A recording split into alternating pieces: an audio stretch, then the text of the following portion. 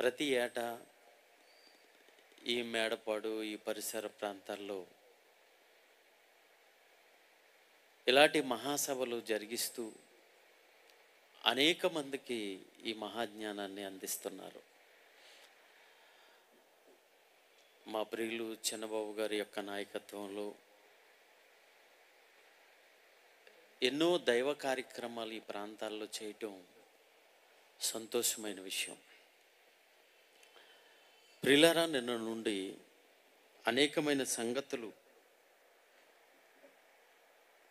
మనమంతా వింటున్నాం.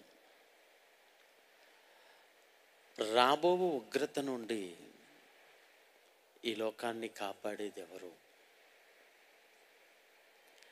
ఈ లోకంలో పుట్టాం, హాయిగా బ్రతుకుతున్నాం, మనకు కావలసినవన్నీ ఉన్నాయి, ఎంజాయ్ చేయాలి అనుకునే ఈ లోకానికి ఉగ్రత ఉంది. ఆ రాబోయే ఆ భయంకరమైన ఉగ్రత, దాని నుండి ఎవరు కాపాడతారో నిన్ను అని మొదటి శతాబ్దంలోనే యేసుక్రీస్తు వారి కంటే ముందు తన మార్గాన్ని సరళం చేయటానికి వచ్చిన బాప్తిస్మిచ్చి యోహాను ఎన్నో సంవత్సరాల తర్వాత, దేవుడు నిశ్శబ్దమైపోయిన ఎన్నో సంవత్సరాల తర్వాత మరలా అతని ద్వారా దేవుని మాటలు ఈ ప్రపంచానికి అందించాడు. అతడు ఎలుగెత్తి దేవుని మాటలు చెప్తూ ఈ పదాన్ని అతను ప్రయోగించాడు. ఒక్కసారి అతను మాట్లాడిన మాటలు మన వేద గ్రంథమైన బైబిల్లోంచి మనం చూద్దాం. ఒక్కసారి లూకాసు వార్త 3వ అధ్యాయము 7వ వచనాన్ని మనం చదవగలిగితే, లూకాసు వార్త 3వ అధ్యాయము 7వ వచనం, అతడు తన చేత బాప్తిస్మము పొందవచ్చిన జనసమూహాలలో ఈ మాటలు చెప్తున్నాడు. ఆ జనసమూహములను చూచి, సర్పసంతానమా, రాబోవు ఉగ్రతను తప్పించుకొనుటకు మీకు బుద్ధి చెప్పిన వాడు ఎవడు? బుద్ధి లేని జీవితాలు జీవిస్తున్నారు. మనసుకు నచ్చినట్టుగా, వాళ్ళకిష్టం వచ్చినట్టుగా, దేవుడనక భయమనక, ఇది తప్పు అది చేయకూడదు అనకుండా, ఒక నియమ నిబంధనలు లేకుండా ఘోరంగా బ్రతుకుతున్న ఆ సమాజం. బుద్ధి చెప్పేవాడే లేడు. ఎవరికి నచ్చిన జీవితాన్ని వాళ్ళు జీవించే ఆ పరిస్థితి. హెచ్చరిక చేయాలి. ఈరోజు క్రైస్తవ్యం అంటే మత మార్పిడి, మత బోధలు అనుకుంటున్నారు, కానీ లోకానికి బుద్ధి చెప్పేవాడే దైవజనుడు. ఖండించి గద్దించి బుద్ధి చెప్పి, మీరు చేస్తున్నది ఇది తప్పు, అది చేయకండి అని ఎలుగెత్తి చెప్పేవాడే దైవజనుడండి. మత మార్పిడి కాదు ఇది. ఎందుకు దైవజనుడికి అలా బుద్ధి చెప్పవలసిన పరిస్థితి అంటే, రాబోయే ఉగ్రత నుండి తప్పించుకోవాలి అంటే బుద్ధి చెప్పేవాళ్ళు ఉండాలి. రాబోయే ఉగ్రత నుండి, రాబోయే భయంకరమైన శిక్ష నుండి తప్పించుకోవటానికి బుద్ధి చెప్పాలి కదా, బుద్ధి చెప్పాలి కదా. అది మీ మంచి కోరే, ఈ జన సమూహాల మంచి కోరే. రాబోయే ఆ భయంకరమైన ఉగ్రతకు గురవ్వకూడదు, వీళ్ళు నశించిపోకూడదు అని ఈరోజు ఈ క్రైస్తవ్యం బోధకులు వెలుగెత్తి చెప్తున్నారంటే బుద్ధి చెప్తున్నారు. తప్పించుకోవాలి. ఆ ఉగ్రతను తట్టుకునే శక్తి ఈ మనిషికి లేదు. తెలుసా మీకు? దేవుడు జీవాన్ని ఇచ్చాడు, ఊపిరినిచ్చాడు, సమస్తాన్ని ఇచ్చాడు. నీకు ఇది లేదు అనకుండా అన్నీ ఇచ్చాడు. అన్నీ అనుభవిస్తున్న నీవు ఎలా బ్రతకాలో చెప్పాడు. ఎలా బ్రతకాలో, ఎలా బ్రతకూడదో కూడా దైవజనుల ద్వారా చెప్పిస్తున్నాడు. అవి విని పట్టించుకోలేనట్టుగా ఉండి ఈ కార్యకలాపాలు చేస్తే దేవుని ఉగ్రత. చూద్దాం కొన్ని మాటలు త్వరగా. కీర్తన గ్రంథము 76 కీర్తన 7వ వచనాన్ని మనం చదవగలిగితే, కీర్తన గ్రంథము 76 కీర్తన 7వ వచనం చదవండి. వేదిక మీద ఉన్న వాళ్ళు ఎవరైనా. నీవే భయంకరుడువు, నీవు కోపపడు వేళ, దేవా నీవు కోపపడు వేళ నీ సన్నిధిని నిలువగలవాడు ఎవడు? నువ్వు ఒకవేళ దేవా నువ్వు ఉగ్రుడవైతే, నువ్వు కోపపడితే, నీ ఉగ్రత గనక వస్తే ఎవరయ్య తట్టుకోగలరు దాన్ని? నీవు కోపపడు వేళ ఎవరు నిలవగలరు అంటున్నాడు. నీవు తీర్చిన తీర్పు ఆకాశములో నుండి నీవు వినబడజేసితివి. ఇది నేను చేయబోతున్నాను. మంచిగా ఉంటే ఇది, చెడుగా ఉంటే ఇది అని ముందుగానే ఆయన వినిపించేశాడట. మరొక మాట చూద్దాం, చూడండి. మలాకీ గ్రంథం 3వ అధ్యాయము 2వ వచనం.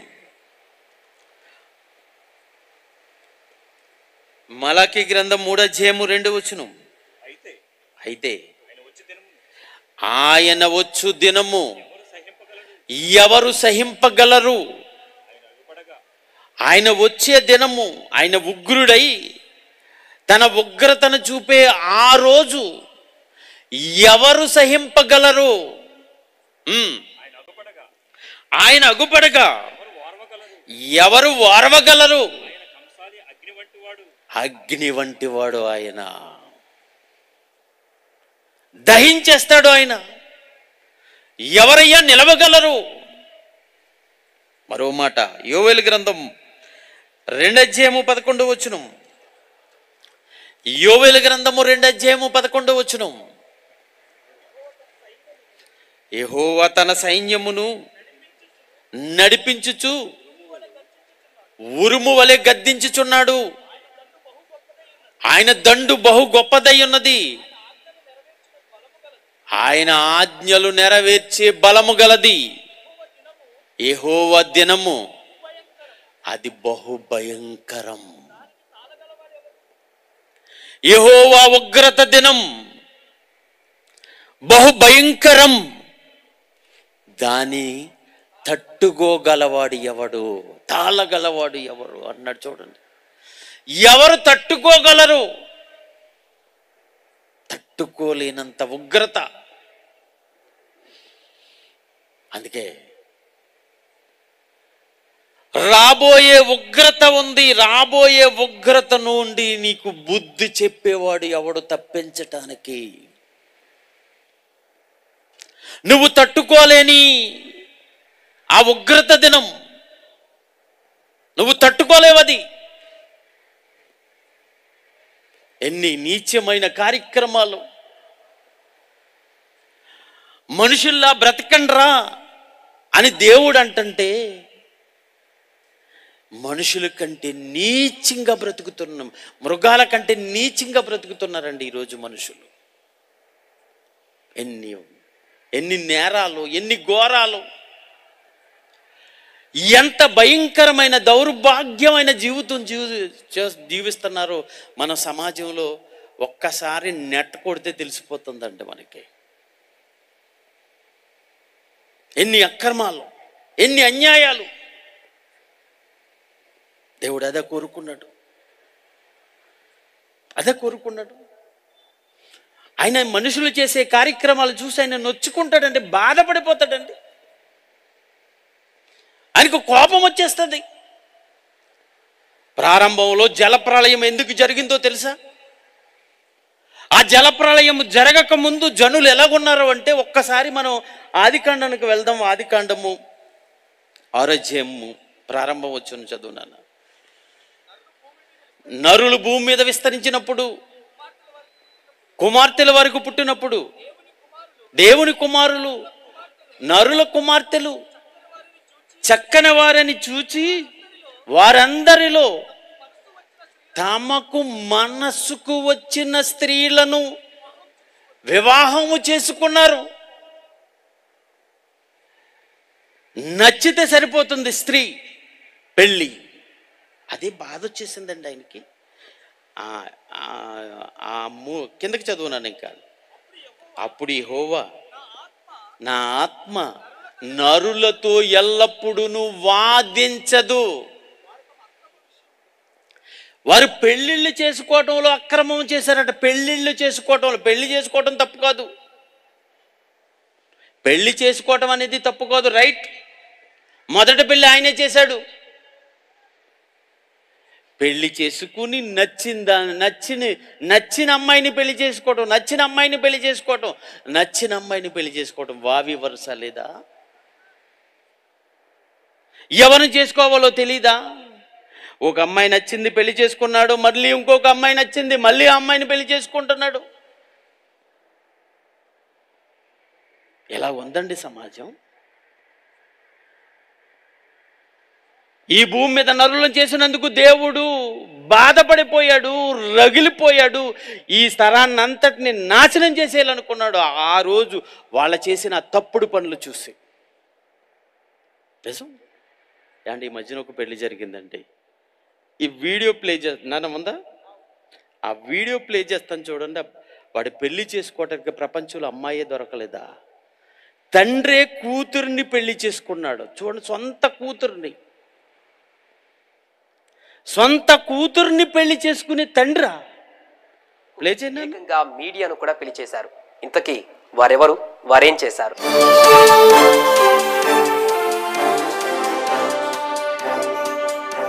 ఇదిగో ఇక్కడ కనిపిస్తున్న ఈ తండ్రి కూతురు ఎక్కడి వారు, వారి పేర్లేమిటి అన్నది తెలియడం లేదు. కానీ ఈ 50 ఏళ్ల తండ్రి ఈ 24 ఏళ్ల కూతురు కలిసి ఓ దరిద్రపు పని చేసేశారు. ఇలాంటి దారుణాలు కూడా ఉంటాయా అని ఈ విషయం విన్న ప్రతి ఒక్కరూ అనుకునేలా ఓ దరిద్రానికి తెరలేపారు. ఇదిగో ఇక్కడ ముఖానికి వీర తిలకం దిద్దుకొని డోంట్ కేర్ ఎనీవన్ అన్నట్లుగా నిలబడ్డ ఈ యువతి ఈయన గారి కడుపున పుట్టిన కూతురు. ఈమె తల్లి కొన్నేళ్ల క్రితం అనారోగ్యంతో చనిపోయింది.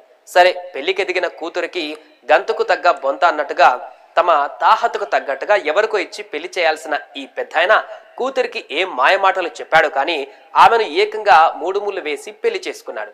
మరి ఆ కూతురికి కూడా బుద్ధి బురదలో కప్పుకుపోయిందో ఏమో గాని ఆమె కూడా అందుకు ఒప్పుకొని 3 ముళ్ళు వేయించుకుంది. ఇక ముద్దు ముచ్చట అంతా బాపుతోనే అంటూ ఏకంగా మీడియా ముందే స్టేట్మెంట్లు ఇచ్చేసింది. ఈ బంధం ఎలా తప్పవుతుంది? డాడీకి నేను నచ్చా, నాకు డాడీ నచ్చాడు, అందుకే పెళ్లి చేసుకున్నాం అంటూ మొండి వాదనకు దిగిపోయింది. ఆమెను మోసం చేసి తండ్రి పెళ్లి చేసుకున్నాడేమో, అతని బండారం బయట పెట్టాలనుకుంటూ అక్కడికి వచ్చిన విలేకరులకు ఆమె మాటలు విని దిమ్మ తిరిగి మైండ్ బ్లాక్ అయింది. చూసారండి ఎంత దారుణంగా ఉందో? నా తండ్రి, నేను పెళ్లి చేసుకున్నాను, నా తండ్రికి నేను సహకారిగా ఉంటాను, నా తండ్రి మగవాడు, నేను ఆడదాన్ని, పెళ్లి చేసుకున్నాం. ఆమె అంటున్నమాట. అతను కూతురు అయితే పెళ్లి చేసుకోకూడదా? ఆమె ఆడదే, నేను మగవాడిని, పెళ్లి చేసుకున్నాం. ఏంటండి ఈ తప్పు? ఇది తప్పు కనపట్లేదు కొంతమంది మతోన్వాదులకి. ఎక్కడో నోవహుకు మందిచ్చి వాళ్ళ కూతుర్లు అతని దగ్గరికి వెళ్ళారని, మత్తులో వెళ్ళారని అది తప్పు, అది బూతులు, బైబుల్ అని తప్పు పడుతున్నారే, ఇది తప్పు కదా?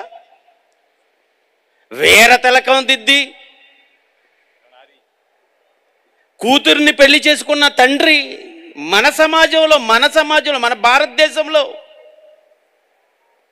తండ్రిని పెళ్లి చేసుకుని కాపురం చేస్తున్నారు వాళ్ళు ఇప్పుడు.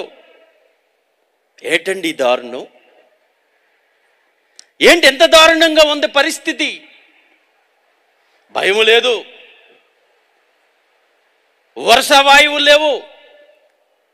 ఆ రోజు ప్రారంభంలో దేవుడు చూసినప్పుడు తమకు నచ్చిన స్త్రీలను పెళ్లి చేసుకున్నారు. ఇదిగో ఇదే పరిస్థితి. కూతురు నచ్చింది, కూతురుని చేసుకున్నాడు. తండ్రిని నచ్చాడు, తండ్రిని చేసేసుకుంటుంది. వరుస లేదా? నిన్ను కన్న తండ్రే కదా వాడు, నువ్వు కనుక్కున్న కూతురే కదా. చక్కగా పెంచి మరొకరికిచ్చి పెళ్లి చేయవలసిన నీవే అంత దారుణానికి వడిగడతావా? ఏం నేర్చుకుంటారు వీళ్ళని చూసి? వీళ్ళని చూసి ఈ తరాల్లో ఏం నేర్చుకుంటారు? పైనుండి చూస్తున్న దేవుడు రగిలిపోతున్నాడు, ఉగ్రుడైపోతున్నాడు. ఏంటి సమాజం ఇంత దారుణంగా తయారవుతుంది? ఏంటి సమాజం ఇదా? ఆ ఉగ్రత తట్టుకునే పరిస్థితి ఉందా? ఎన్ని దారుణాలండి, ఎన్ని దారుణాలు. ప్రియులరా, ఆ ఉగ్రత ఎంత దారుణంగా ఉంటుందో ఒక్కసారి కొన్ని మాటలు మన వేద గ్రంథంలోంచి మనం ఆలోచన చేద్దాం. ప్రకటన గ్రంథం 6వ అధ్యాయం, ప్రకటన గ్రంథం 6వ అధ్యాయము 16వ వచనం 17వ వచనం. ప్రకటన గ్రంథం 6వ అధ్యాయము 16వ వచనం 17వ వచనం చదవండి. ప్రకటన గ్రంథం 6వ అధ్యాయము 16వ వచనం 17వ వచనం. భూరాజులను, గనులను, సహస్రాధిపతులను, బలిష్ఠులను, ప్రతి స్వతంత్రుడును, కొండ గుహల్లోను, బండ సందులలోను దాక్కుకొని సింహాసనాసీనుడయ్యున్న గొర్రెపిల్ల యొక్కయు ఉగ్రత మహాదినము. దాక్కోవాలి, తట్టుకోలేరు. ఉగ్రత మహాదినము వచ్చెను, దానికి తాళజాలిన వాడు ఎవరు? ఎవరు తాళగలరు? ఎవరు తట్టుకోగలరు? అది 17వ వచనం. మీరు మా మీద పడి ఆయన సన్నిధికిని గొర్రెపిల్ల ఉగ్రతకును మమ్మను మరుగు చేయండి అయ్యా. తట్టుకోలేము మేము, మరుగు చేయండి. పర్వతముల దగ్గరికి వెళ్ళిపోయి, పర్వతాలారా మమ్మల్ని మరుగు చేయండి, ఆ ఉగ్రతను మేము తట్టుకోలేకపోతున్నాం బండలతోనూ చెప్పుచున్నారు. ఒకవేళ ఆయన ఉగ్రుడైతే ఆ ఉగ్రత దినము తప్పించుకోలేరు. కొండ కాపాడలేదు, బండ కాపాడలేదు, ఏది కాపాడలేని భయంకరమైన పరిస్థితి. ప్రియమైన దేవుని పిల్లలారా ఆలోచించండి. ఏమనుకున్నారండి ఉగ్రత అంటే? హాయిగా ఉంది, చక్కగా బ్రతికేస్తున్నాము. అక్కడ కూడా చనిపోయిన తర్వాత కూడా చక్కగా ఉంటుంది అనుకుంటున్నారా చాలామంది? ఎలాగనుకుంటున్నారంటే చనిపోయిన తర్వాత కూడా మాకు హాయిగా ఉంటుంది. ఇక్కడ ఎన్ని వేషాలు వేసేయనండి, ఎన్ని కార్యక్రమాలు చేసేయండి. చనిపోయిన తర్వాత రెస్ట్ ఇన్ పీస్ అనుకుంటున్నారండి. చచ్చిపోయి హాయిగా ఉన్నారండి బాబు, చచ్చిపోయి హాయిగా ఉన్నారు అనుకుంటున్నారా? ఉగ్రతకు బలైపోతున్నారు వాళ్ళు. దేవుని ఉగ్రతకు బలైపోతున్నారు. తెలియట్లేదు చాలా మందికి. ఒక ఆవిడకండి అలా ఆయన చచ్చిపోయాడు అనుకుంటాను, మరి అది రీల్ చేసింది ఆ ముసలమ్మ. భర్త చచ్చిపోయాడు, ఈవిడ రెడీగా ఉంది, భర్త వచ్చి తీసుకుపోతాడని రెడీగా ఉంది. ఒక పాట పాడుతుంది, అది సరదాగా పాడింది ఏంటో కానీ చూడండి, ఆ ముసలమ్మ చూడండి ఎలా ఉందో. ప్లీజ్. అలా ఆయనంట రెక్కల గుర్రం వేసుకుని వచ్చి ఈవిడ తీసుకుపోయి ఇద్దరు కలిసి అక్కడే ఉంటారట. నమ్మడానికి ఎంత బాగుంది, సూపరు. ఇదే భ్రమలో ఉండిపోతున్నారండి అందరూ. అక్కడికి వెళ్ళిపోయి భర్త చచ్చిపోతే భర్త దగ్గరికి వెళ్ళిపోయి అక్కడ చక్కగా హాయిగా ఉండిపోవాలి, వెళ్ళిపోవాలి నా భర్త దగ్గరికి. అక్కడ ఉండిపోతాం మేమిద్దరమును. అది నమ్మాలని అనుకున్నప్పటికీ నమ్మటానికి నాకు ఎంత బాగుంటుందో అంటాను చూడండి. ముసలిది డ్యాన్స్ వేస్తుంది మళ్ళీ చక్కగా. అబ్బా ఏవండి, అందరూ ఇలాంటి భ్రమలోనే ఉండిపోతున్నారండి. చనిపోయిన తర్వాత హాయిగా ఉంటాం అనుకున్నారు, కానీ ఆ రాబోయే ఉగ్రత, అలా ఆయన వెళ్ళిపోయి ఆల్రెడీ రెడీగా ఉగ్రతలో పాల్గొంటున్నాడు, భయంకరమైన పనిష్మెంట్ అనుభవిస్తున్నాడు. ఈవిడు కూడా వెళ్ళిపోతుంది, అక్కడ హాయిగా ఉండదు. అక్కడ ఇద్దరు కలిసి మెలిసి చక్కగా డ్యాన్సులు వేసుకుని హాయిగా సుఖంగా ఉండే పరిస్థితి లేదు. ఈ ప్రపంచాన్ని ప్రారంభ శతాబ్దం నుండే హెచ్చరిస్తున్నాడండి దేవుడు, తన బోధకుల ద్వారా హెచ్చరిస్తున్నాడు. రాబోయే ఉగ్రత నుండి ఎవర్రా మిమ్మల్ని కాపాడతాడో? ఎవరు? మీకు నచ్చిన కార్యక్రమాలు, మీకు ఇష్టమనిచ్చిన కార్యక్రమాలు చేసేసి దేవుడు ఏం చెప్పాడో, ఏం చేయమన్నాడో, ఎలా బ్రతకమన్నాడో అది పక్కన పెట్టి నీ మనసుకు నచ్చినట్టుగా చేసేసి చచ్చిపోయిన తర్వాత వెళ్ళిపోయి సుఖపడతారు అనుకుంటున్నావా? అది రాబోయే ఉగ్రత, నిన్ను భయంకరంగా పనిష్మెంట్ చేసే, ఆ శిక్షించే ఆ భయంకరమైన ఉగ్రత నుండి ఎవరయ్యా నిన్ను కాపాడతారో? ఎవరు? ఎఫెసీయులకు రాసిన పత్రిక 2:3 ఎఫెసీయులకు రాసిన పత్రిక 2:3 మనమందరమును శరీరము యొక్కయు మనసు యొక్కయు కోరికలు నెరవేర్చి, శరీరానికి మనసుకు వచ్చిన కోరికలు నెరవేర్చి, అర్థమవుతుంది కదా? నీ మనసుకు ఏది నచ్చితే అది చేసేయటం, నీ శరీరం ఏది కోరుకుంటే అది చేసేయటం, ఆ కోరికలు నెరవేర్చి మన శరీరాశలను అనుసరించి మునుపు ప్రవర్తించుచు కడమవారి వలెనే స్వభావ సిద్ధముగా దైవోగ్రతకు పాత్రులము. నీ శరీరాన్ని ఆశలు తీర్చుకుని నీ మనసుకు నచ్చినవి చేసేసి నీ ఇష్టానుసారంగా బ్రతికేస్తే ఉగ్రత ఉంది, దైవోగ్రత ఉంది. ఆ దైవోగ్రత తప్పించుకోవా? తప్పించుకునేది ఎవరు? ఎవర్రా నేను తప్పిస్తారు? డబ్బు తప్పించేస్తుంది అనుకుంటున్నారండి చాలామంది. ఆశ ఏంటంటే తెలుసా? నేను బాగా సంపాదించేస్తే ఏ కష్టమో ఉండదు అనుకుంటున్నారు. బైబిల్లో ఒక మంచి మాట ఉందండి, అది చదివేద్దాం, త్వరగా చదవండి. సామెతల గ్రంథం 11:4. సామెతల గ్రంథం 11:4. ఉగ్రత దినమందు నీ ఆస్తి అక్కరకు రాదు. ఈరోజు ఈ అమాయక ప్రపంచం ఏమనుకుంటుందో తెలుసా? ఆస్తి బాగా సంపాదించుకుంటే రాబోయే ఉగ్రత నుండి తప్పించుకోవచ్చు అనుకుంటున్నారు. కానీ దేవుడు చెప్పించేశాడండి.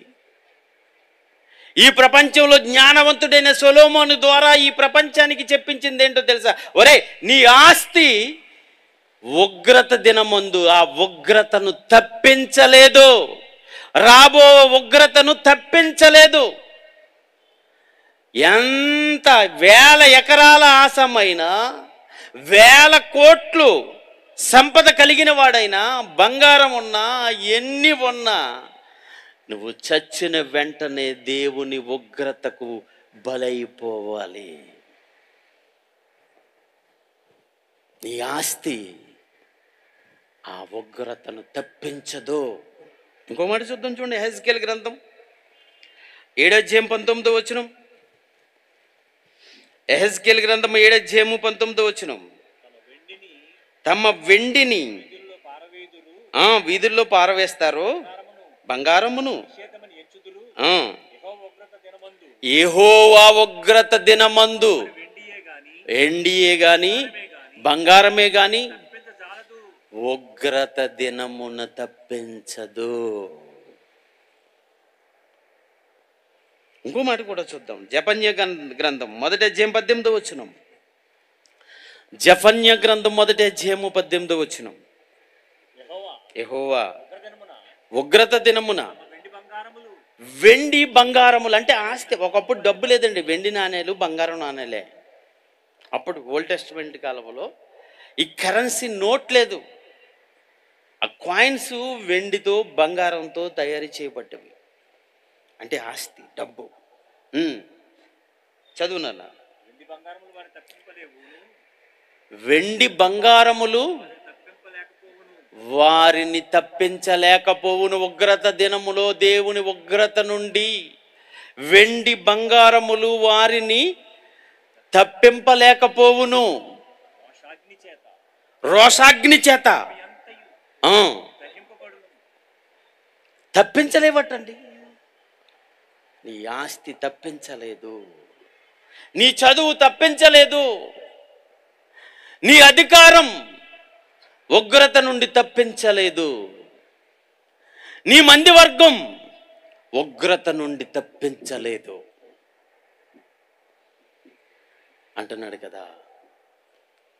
బాప్తిస్మిచ్చి యోహాను అంటున్నాడు కదా, రాబోవు ఉగ్రత నుండి లోకమా నిన్ను తప్పించేదెవరు? దేని కొరకు నువ్వు ప్రయాసపడుతున్నావు? దేని చూసుకుని నువ్వు గర్వంగా బ్రతుకుతున్నావు? దేని చూసుకుని భయం లేకుండా ఈ భూమి మీద నిర్భయంగా బ్రతుకుతున్నావు? ఏ ఆస్తిని చూసైతే నువ్వు బ్రతుకుతున్నావో, ఏ జనం చూసైతే బ్రతుకుతున్నావో, ఏ మందిని చూసైతే బ్రతుకుతున్నావో, ఏ అధికారం చూసైతే బ్రతుకుతున్నావో, అదేది ఉగ్రత దినమందు నిన్ను తప్పించలేదు.